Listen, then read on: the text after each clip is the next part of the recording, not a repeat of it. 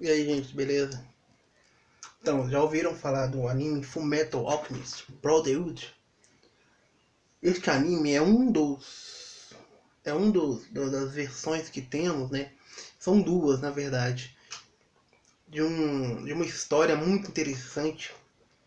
É, porque eu não lembro a época, tá? Mas não vem em conta, não quero perder muito tempo com isso.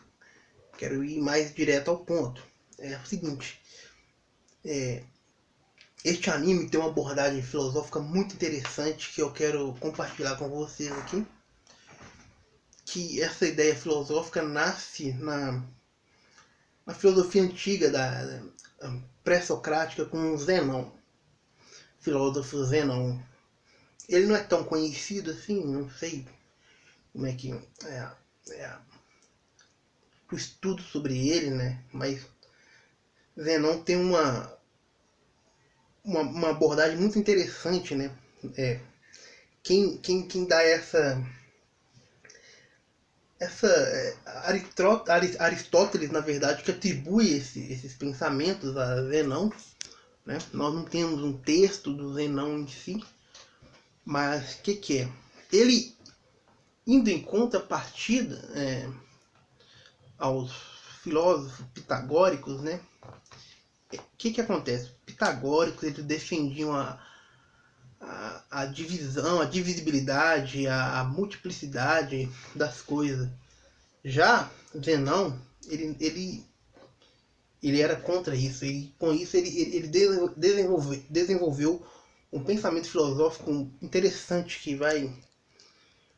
É como se fosse uma prova por absurdo. Ele vai encontrar aquilo que a gente chama de paradoxo de Zenão, que é um paradoxo do movimento.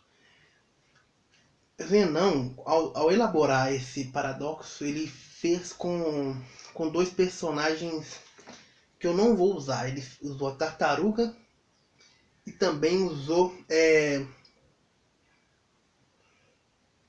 Aquiles. É uma espécie de corrida entre a tartaruga e Aquiles. Eu não vou usar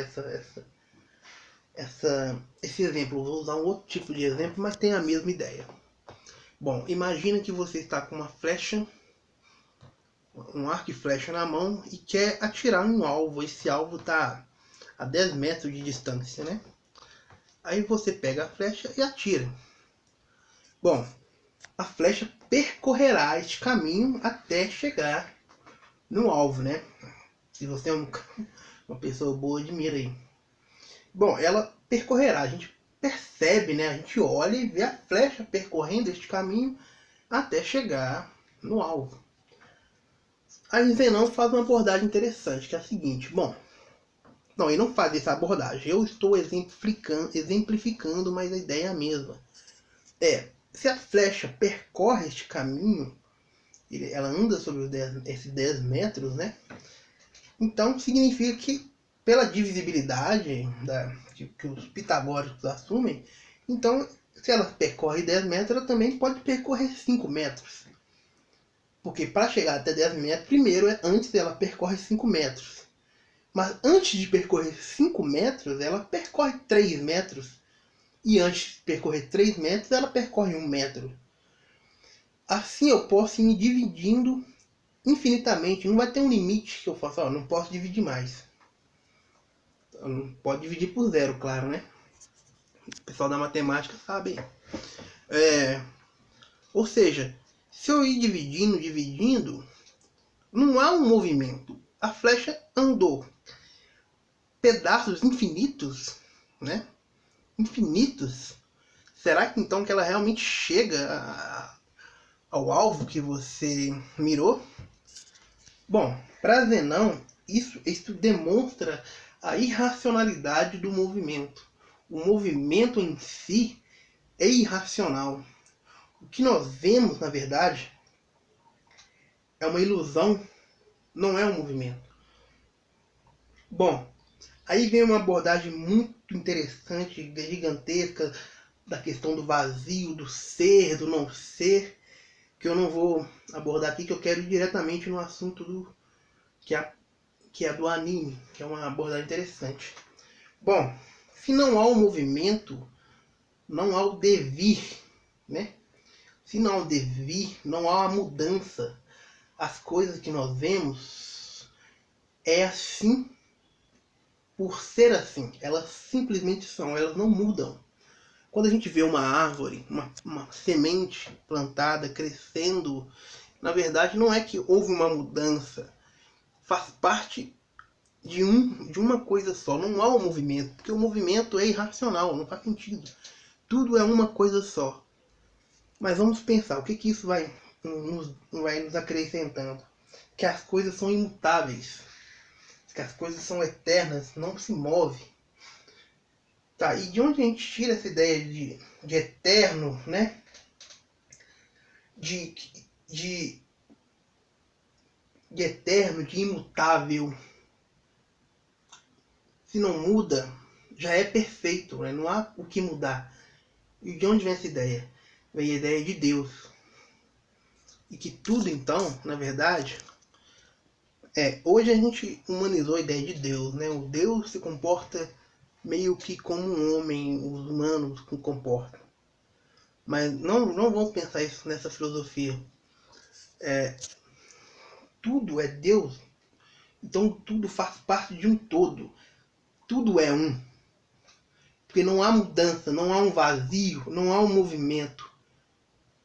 Eu acho que deu para entender. Eu acho que eu não vou explicar muito não. Se vocês não entenderam, faz um esforço para entender. Porque eu não quero minimizar, não quero simplificar aquilo que já está muito simplificado. Então eu vou deixar com vocês essa parte desse anime para vocês compreender a filosofia que esse anime tem por trás. Lembra que eu comi aquelas formigas quando eu estava com fome? Nem me lembra disso. Mas eu comi. E elas eram muito azedas.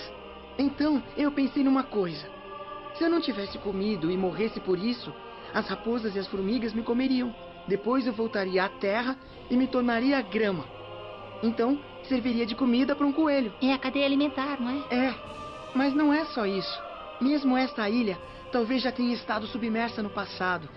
Daqui a milhares de anos, ela pode se tornar a ponta de uma montanha. Quer dizer que está tudo ligado?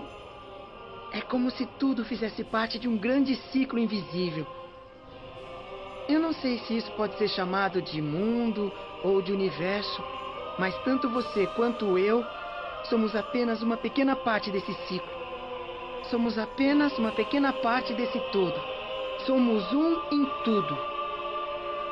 Somos um que é parte do todo.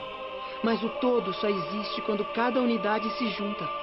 Esse mundo funciona de acordo com leis inimagináveis.